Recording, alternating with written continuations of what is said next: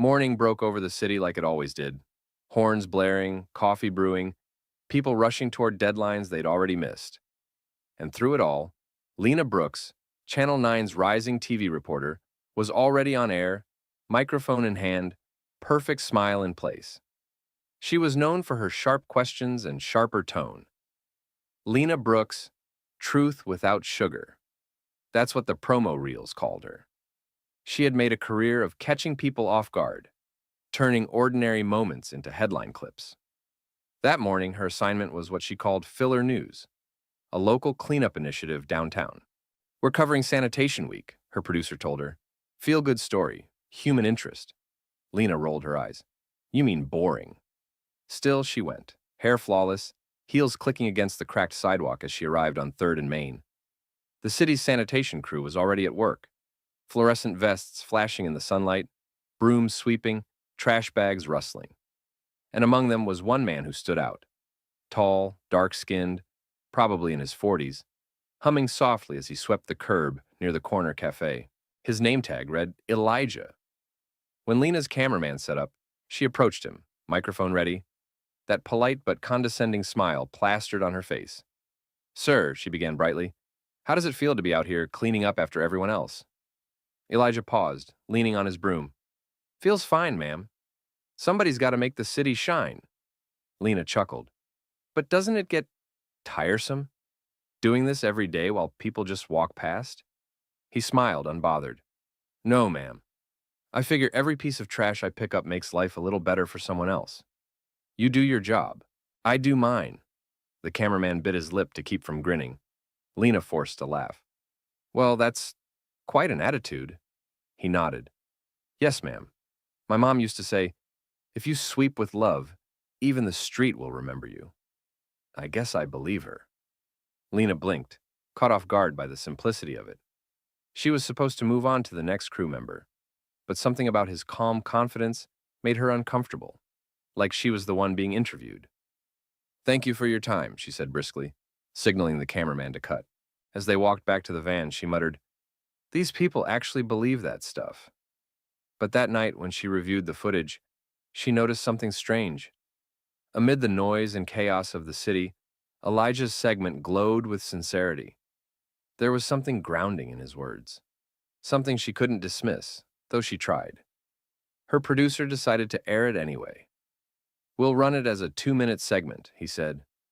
"Audiences like this kind of wholesome junk." Lena sighed. "Fine, but it won't get views." She was wrong. By the next morning, that quiet man with the broom, the one she'd tried to turn into background noise, would become the voice the whole city needed to hear. And Lena Brooks, for the first time in her career, would have to face a story she hadn't written, a story that would change her life. By the next morning, the city was awake, and so was the internet. Lena's inbox was exploding, her phone buzzing nonstop. Her segment, the one she'd brushed off as filler, had gone viral overnight. The clip was everywhere: Twitter, TikTok, Facebook, even the morning news roundup. But it wasn't her polished sign-off or smile that people were sharing. It was him. Street Cleaner teaches us what real pride looks like. The man who reminded the city to be grateful. Elijah, the philosopher with a broom. Within hours, hundreds of thousands of people had watched Elijah's soft, steady words about sweeping with love. Hashtags trended. Shine. Like Elijah. Street wisdom. Every job matters. Lena scrolled through comments, her chest tightening with everyone. This reporter tried to mock him but ended up proving his point. She looked so uncomfortable when he spoke truth. She should take lessons from him in humility. By noon, her producer called her into the office. "Congratulations," he said dryly. "You're famous. Just not for the reason you hoped." Lena folded her arms. "It's a positive story. What's the problem?" "The problem," he said, turning his monitor toward her, "is the internet decided you were the villain." On-screen freeze frames showed her smirking, her eyebrow raised as Elijah spoke about dignity. Someone had even slowed the footage, captioning it, "When arrogance meets wisdom." Her stomach dropped. "They're twisting it." He shrugged. "Doesn't matter. You can't control how people see truth. Sometimes it shows more than you mean to. That night, Lena drove home through the same streets Elijah had swept clean the day before. She noticed the way the streetlights gleamed off the wet pavement, how every corner looked cared for. For the first time, she wondered what time he started his day, how long he worked, how many people he'd smiled at, who never smiled back. She turned on the radio. A caller on a talk show was saying, "That man, Elijah, he reminded me of my dad. He worked 2 jobs and never complained. That's the kind of story we need right now." Lena turned the volume up, her throat tightening. She'd been chasing headlines for years, stories of scandal, tragedy, politics, but none of them had touched people like this one. And the irony stung.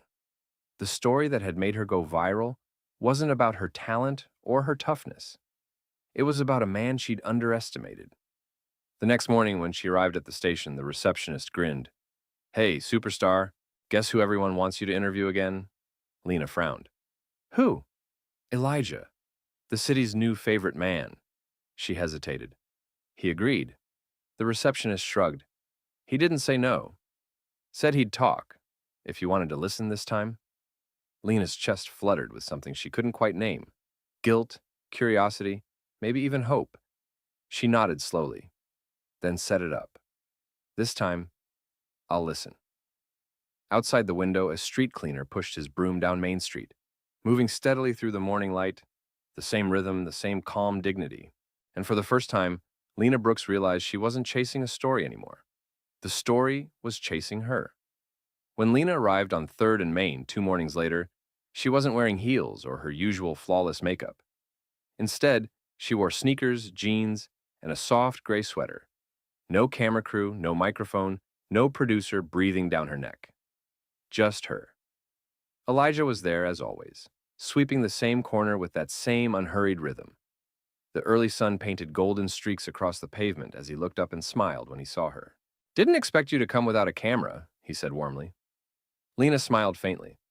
"Maybe this time I came to listen, not record." He nodded approvingly.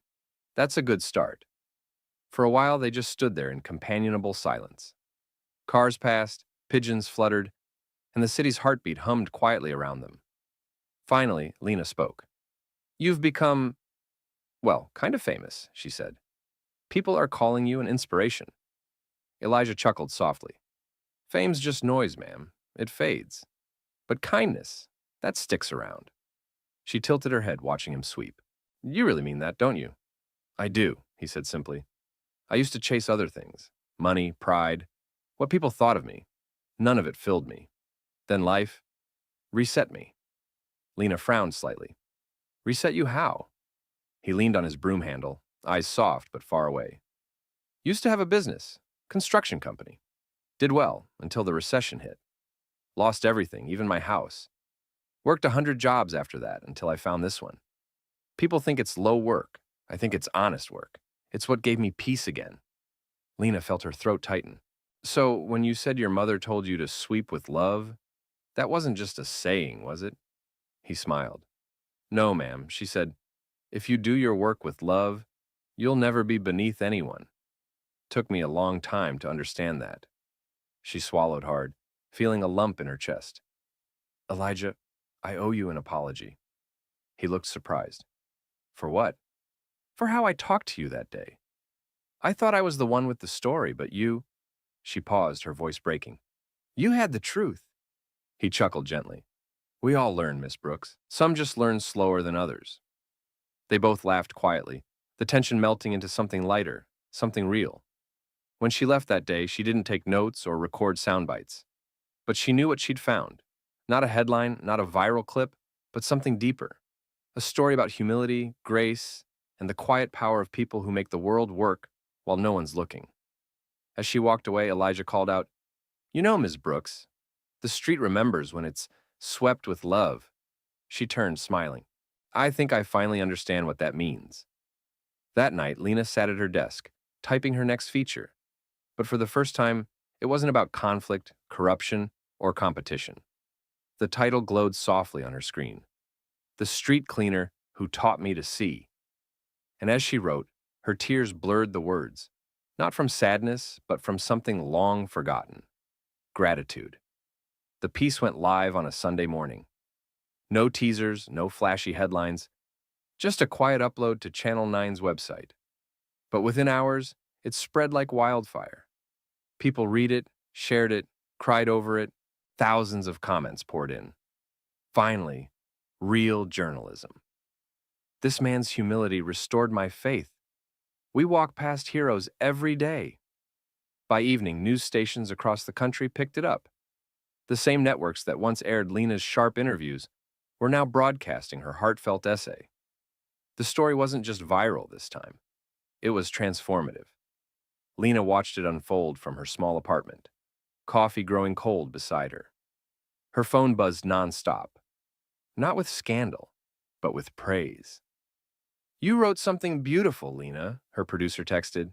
"You made people feel again." But she didn't feel proud. She felt humbled. Because deep down, she knew it wasn't her story at all. It was Elijah's. The next morning, she drove downtown again, but this time, she wasn't alone. The mayor's office had called. They were dedicating a community initiative in Elijah's name, the Clean Streets Project. When she arrived, a small crowd had already gathered. Reporters, city workers, even children holding handmade signs that said, "Thank you, Elijah." He stood in the middle of it all, still wearing his reflective vest, still holding his broom, smiling in quiet disbelief. When he saw her, he said softly, "You didn't have to do all this." Lena shook her head, smiling through tears. "I didn't. You did."